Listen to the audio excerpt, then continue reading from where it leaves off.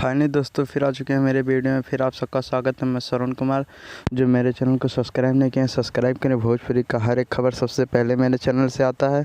जी हाँ दोस्तों, पिछले वीडियो में आप सबको मैं बताया था कि सुजाय म्यूजिक वर्ल्ड से खेसारी लाल यादव का सॉन्ग आने वाला है। जी हाँ दोस्तों, सॉन्ग का पोस्टर लॉन्च कर दिया गया है जिस सॉन्ग का नाम है कमर ताड़ी खाना भइल, जो कि उस गाने को गाए हैं खेसारी लाल यादव और फीमेल सिंगर कोई नहीं है। उस खेसारी लाल यादव के साथ में देखने वाली हैं रक्षा गुप्ता। और जी हाँ दोस्तों, उस सॉन्ग का गाने को लिखे हैं और म्यूजिक दिए हैं AB बाबा।